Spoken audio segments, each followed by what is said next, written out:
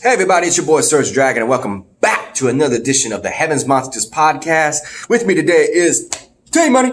If you smell what the lion is cooking. It's a sad week with WWE and coronavirus. A lot of people will not even give it the power by entering his name. It don't matter to me, because in the end, it's still... Oh, shoot. I didn't realize I had my headphones on. It's okay. It doesn't matter to me, because if it's out there, it's out there. Nothing you can do but follow the procedures, wash your hands, put sanitizers, cover your mouth, with a mask if you're walking around. They say it don't do it. This don't do shit. It don't do shit. That's what I heard too. But for someone like me, it makes a difference when you have hay fever. So if you're coughing and sneezing because of congestion and allergies during springtime here in Houston, the coronavirus is going to have a field day. Mainly because rumors are spreading. Sneeze, cough, corona. No, it's sinuses. Corona. Just don't do it in front. You can't help it if you get a whiff of pollen. But I'm saying don't get. And if you because of the sneezing up your ass, you build congestion, and next thing you know, you're going. That's what you're doing all day, or at least I'm gonna be. Yeah. Once it hits me, just don't do it close to people though. Can't help that if I'm on the bus, bro. Yeah, but people be like, don't. Yeah, I already got that from a bunch of girls. Yeah. One of those think they're untouchable kind of girls that's like, that corona, what the fuck? And screaming that on the bus. I'm like, oh well. Next, let's go ahead and mention what starts off the show. Oh yeah, it would be the commentators, Jerry the King Lawler, Byron Saxton. Byron Saxton. What? Say it again? Byron. Oh my God! Tyler Perry. Fuck. Byron. It just clicked in my head. Oh yeah, you saw that movie. I can't help it. That fucking movie is on almost every week, every month, and all I hear, my mom puts it on that because there's nothing else good to watch because she likes good dramas. And Tyler Perry knows how to deliver comedy drama. That's what it's called. Yeah. And you got this loud ass woman entitled to shit like Byron, sound like a damn guy. Sorry. She's a rapper too. You know. Who? She's a rapper too. Fuck shit. It's the character she played, okay? It's the character to play. I can't fucking stand. See, I think it's fun. I like Boo 1, Boo 2. I haven't seen I seen parts of Boo 2, not 1. I don't know. I gotta watch them till I get it because I know they're funny as hell. And I like that one he did called Medea Christmas. That was good. Oh no, hold on. If we want to make a freaking podcast about how we feel about Medea movies, we can do that another day. Yeah. Put that on the list. Yeah, exactly. Make a podcast about Tyler Perry's movies. I got you. I got 4 I like, so. Yeah, who doesn't? Okay, so we start the night with the commentators and who was the third one? I think Byron Saxton. Jerry King Lawler. I think Tom Phillips, yeah. With those three also issuing the situation, not mentioning coronavirus, it's an empty stadium once again. Starting off the night would be the rated R superstar Edge. Hello. All right. And he addresses Randy Orton, who didn't show up that night, but addresses him and what he's going to do to him at WrestleMania. After what he did, his wife was supposed to announce his retirement. Huh? Because of the RKO. That ain't happened. Not yet. Well, I think it was retirement. No, that's what he said too. Oh, okay. His wife was supposed to come out there and issue a retirement. Okay, that part missed it. Yeah. My brother saying. Mm-hmm. What's next? Shout it out, bro. Shout it out. Edge goes berserk on Randy Orton and No, that was okay. I'm sorry.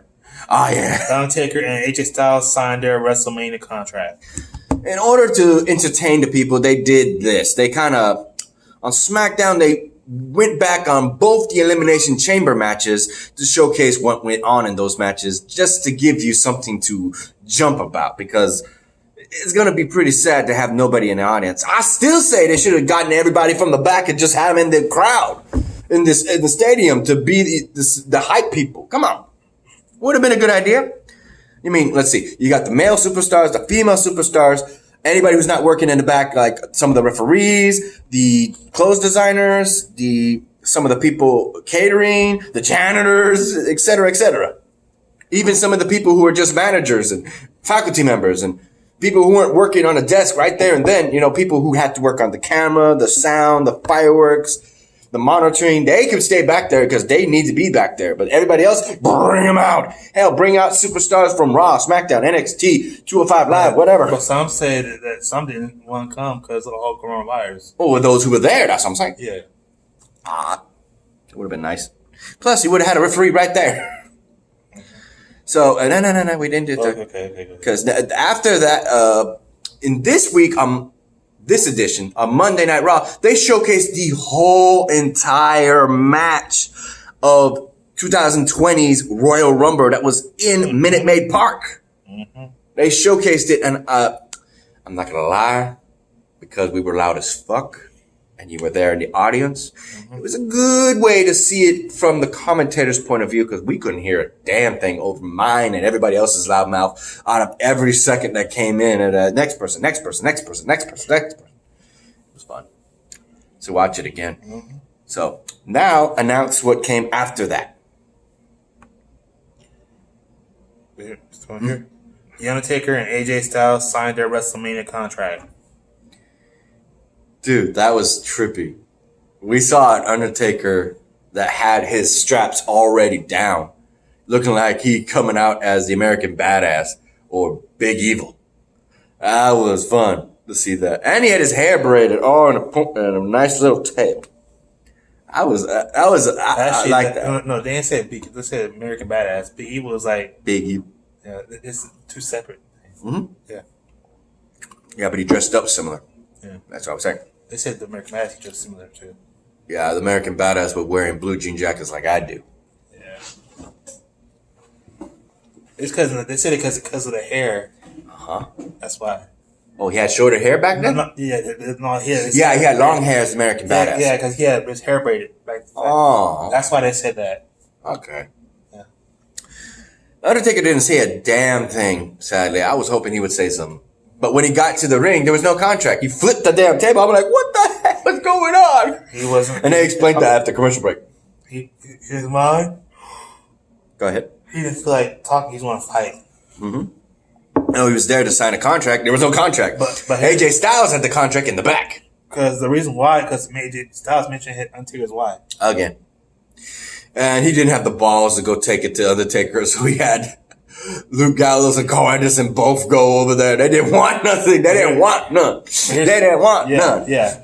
Because you know what? They're the minions. AJ Styles is the master. And that would be me. That would be you. You the minions are like, hey, go take this to him. I don't want to do it. Because when Undertaker was in the Ministry of Darkness, he did the same thing. He told his minions to go take that contract to his opponent. If they don't, you will. And they both got their asses whooped, and all you saw was the giant ass face of AJ Styles as Undertaker after he laid waste to the Good Brothers, and he just went ahead and just looked at AJ's face on the monitor. We know we're gonna have a fight at WrestleMania at the Performance Center, at WWE Performance Center. Next. I don't know what else they showed, but I think they just showed whatever was left. Rey Mysterio versus United States Champion Andrade. Simply enough, this was yet another loss to Andrade. Rey Mysterio got another win, and the momentum for the babyfaces is going strong, even though there was, again, no people in the crowd. Next.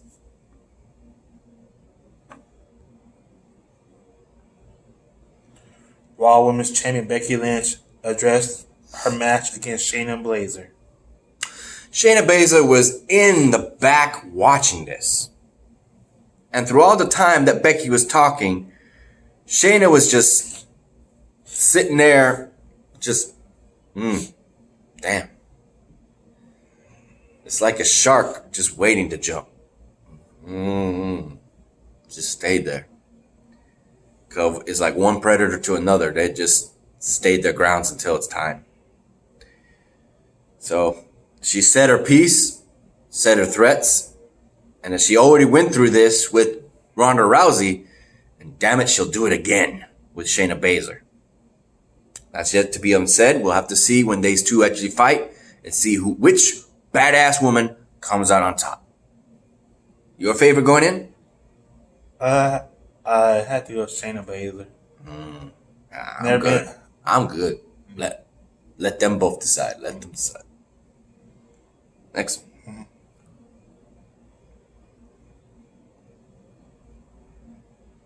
Kevin Owens challenged Seth Rollins to a WrestleMania match. Oh, we saw this coming a mile away. Enough said. Seth Rollins and Kevin Owens at WrestleMania. Enough said. Next.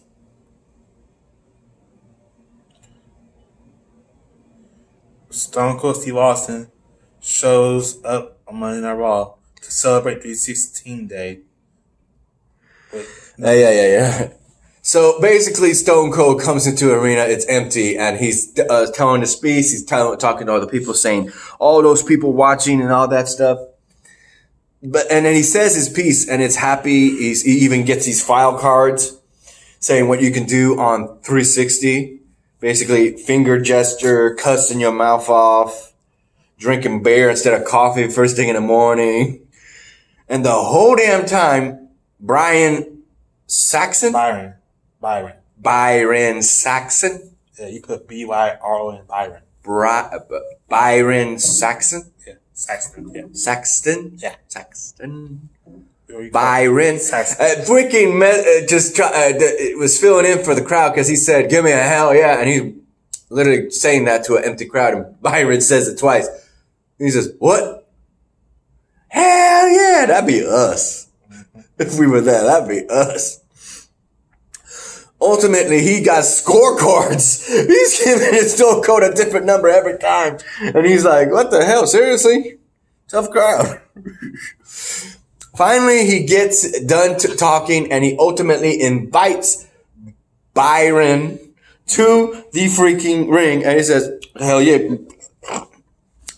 He gets to drink with him, and like you figured, he gives him the Stone Cold Stunner. Here comes Becky Lynch, the man. I thought this was a moment where Stone Cold would get payback on Stone Cold's TV show series on USA Network. Straight up Steve Austin. Hell yeah, like that. Nope, he didn't. All we saw is that we get another Stone Cold Stunner to Byron Saxton. Poor fuck. This time around, he got hit in the nuts by accident. I thought he hit it. I'm like, oh, I saw that. He didn't hit him in the gut. He's kicked him in the nuts. And he's like, oh. And Becky Lynch ain't insult to injury. She throws a can in his face. Ow. Poor Byron. Ow. But damn, that was still fun to see. Stone Cold just living it up, grabbing it up. And she brought a cooler. Also, fun fact, Becky Lynch came in a, what do you call that kind of truck? Optimus Prime looking truck. It's a cargo truck. It's a giant four-wheeler. Giant four-wheeler truck, custom paint. It's all black with flames and her face on it. On both sides. Flaming hair and everything. The man's come to town. Well, you could also call it a monster truck. That's what Stone Cold Steve Austin did. She's taking a page off of his book. Mm-hmm. She's the woman's version of this era of Stone Cold, basically. Yeah. Okay. You know, they said John Moxley is doing on AEW. In which case, that ends the night. Because of coronavirus, there is no WWE backstage to cover. As far as NXT, I didn't finish watching it, but by the looks of it, you can pull it up if you want. NXT? Yeah. While you do that, a shout out to our boys, our fellow brethren of the Heavens Monsters podcast. A shout out goes to Xavier Hill, Mike Henry, and Andre Mitchell. A link to their YouTube pages will be in the descriptions down below. I would say YouTube pages, but also it could be channels. Their YouTube channels will be in the descriptions down below. And a remaining shout out to Renee, Farrell, Chris Petrie, and Delvin. And also T-Money right here. What's up? While he looks that up, I can tell you what happened in the first part. Ultimately, it was just somewhere else. They weren't even in Florida, but California or Colorado or something like that. And it would be Tom Phillips and Triple H just right there while they played the sit-down talk between Tommaso Ciampa and Johnny Gargano. They wouldn't be in the same interview at the same time. They got their questions and stuff separately. And it was just a recap from their point of view. Rightfully so, because Tommaso Ciampa was a heel after his, he had to give up the title with his neck surgery. Yeah, it's like a thing called relinquish the title because you can't. They're not gonna let you have it if you're injured. Yeah, pretty bad. He was out. He was out for a while. Because you remember they did the same thing with Batista when he was injured. Mm-hmm. And when he came back, people were just happy to have him because at the time, the heel, the biggest issue was the Undisputed Era and Adam Cole. So when he said Goldie, people knew what he was going to do, and he was not going to stop at nothing to get the title back. People wanted that. Storyline-wise, Johnny Gargano didn't get an apology, didn't understand what the fans were doing, because the last time we saw him, he was a scumbag. Just straight up scumbag, and now he's the hero of the story, and he is trying to fit the pieces, but they don't match. They're like, where he left off, where he came. Piece of shit, babyface. Hero of the story. Guy who beat the living shit out of him, best friend. It don't add up. I can see from his point of view, but it's still at the end of the day, he was not going to let him get the title. And that's what they said. Next up would be Finn Balor and his interview on what he has done throughout his career. And this is one bit I agree and one part I don't agree with. The part is he is literally one of the best fighters when he came as Prince Derek, whatever you call it, coming into NXT and then rebranded as Finn Balor. He took on names like Shinsuke Nakamura. He took on names like Kevin Owens. He took on names like one of the baddest men in this business today, Samoa Joe. And he beat all of them, becoming the longest reigning NXT before now. Hold up.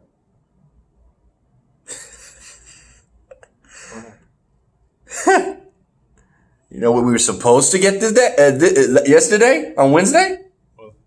The Adam Cole celebration. Well, fuck you to you, Adam Cole. You didn't get that this time. Be like that. What was his name in The Simpsons? Nelson, your sorry ass. Straight up. We didn't get that. We were supposed to. He is literally the longest reigning NXT champion, overrolling Finn Balor's record right now. Believe it or not. It's true. Well, yeah, because he hadn't had a title match in a while. Mm-hmm. In which case, Finn Balor mentioned that, and all that is true. So when they had the draft, and Stephanie McMahon and Mick Foley drafted the 5th pick, top 10 pick, top 5 pick, number 5, was drafting from NXT Finn Balor. And he took on, and I forgot about this, holy crap. He took on Kevin Owens, Rusev, and I think Shinsuke Nakamura all at the same time and beat him. Then beat Roman Reigns, and then went on to beat Seth Rollins, becoming the first ever United States champion. That is true. What? Not United States. Universal champion. Yeah. Started with a U. That's where it messed me up. But he was injured. When he came back, that's when this is where I disagree. Yeah, but then wasn't and then Kevin Owens started saying he was first. Hell no. Yeah. He was the longest reigning. Yeah. Before Brock Lesnar came around. Yeah, I said Kevin Owens was saying that he was the first ever Universal champion, but everybody knew that wasn't true. Hell no. Seth Rollins was second, and Kevin Owens was third. Uh-huh. Brock Lesnar was fourth. And then they went back down the line. I think Roman Reigns was the fifth. I think so. In which case, Finn Balor mentioned that everybody was getting ratings. You had this guy who beat him. Best match of his night because he was with Finn Balor. This guy beat him. Best match of his life because of Finn Balor. Repeat with all these people. Went up against Brock Lesnar. Fought him tooth and nail. But lost and tapped out in a best match because it was with Finn Balor. I disagree because even if it's fighting him, he still lost in every one of those matches. And then he came back because he wanted that adrenaline. He wanted that feel. He wanted that thing that he was missing, and that was NXT. He came back, and that's where I left off. But to no avail. Yeah, it was mostly just talk because they couldn't do anything. They couldn't show anything. And I guess we'll cover the rest of that when I have Xavier or any of the other guys come over to my place this Sunday because they said they'll come over to my place. They'll drive. So we'll do that. But you know why? There's another reason why Brock Lesnar left Raw to go to SmackDown. Because he got he realized that the Universal title, he said it wasn't his favorite belt to win. He wanted to be the championship. That's like the biggest belt in history. Mm-hmm. Ultimately, Finn Balor, I can say he is one of the most talented people today. And that's but he's not one of the best. According to George and Mr. Man and Stephanie and the rest of the people who were under him, they said that he's the reason why NXT is good now. I can imagine. Because he's getting paid, according to them, he's getting paid more than the other wrestlers are. Well, for right now, I will say this much. Mm-hmm. I didn't hear anything him mentioning it, but I know for a fact because I watched and you saw a little bit of it last week, because today's Thursday. I got to see what this episode holds, if they even showed it in the UK edition of NXT UK. So he took on one member of Imperium and beat them. Yeah, that's questionable, but will he... I know some of I would say, will he show up to NXT UK? Because of this coronavirus, travel is like... I wouldn't be surprised he's still over there. Because this was last week. So he's probably still there. In the UK. In his home. Because he's from the UK. So he's Irish or Ireland? Ireland. There you go. They even said it. His home country is home. So, with that instead, whether or not we will still get NXT TakeOver, it's not going to be Tampa, Florida anymore. TakeOver has been canceled. Right. So, I can't say for sure if they'll even have the match for the UK title. Yeah. Between Finn Balor and Walter. That's going to be a good match if they get to it. With the coronavirus going around, we don't even know if we'll get it right now. So, while that is debatable, Finn Balor between Walter, that is literally a dream match.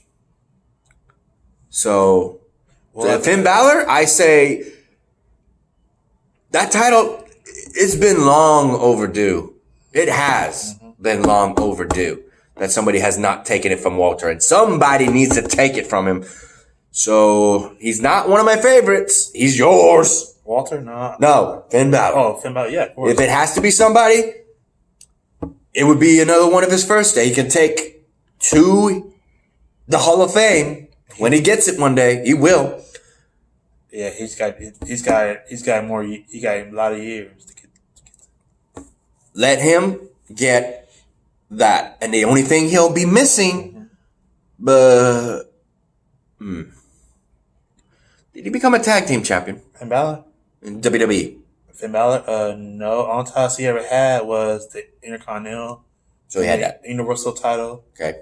And NXT championship. So no United States, no tag team, and no WWE title. So he's not done yet, but that would be a record. If he can get all those titles at one point or another, but Grand Slam. Here's the thing, if you want to get those WWE championship and Intercontinental in the United States Universal, you have to ask him if you want to go to either the Raw or SmackDown.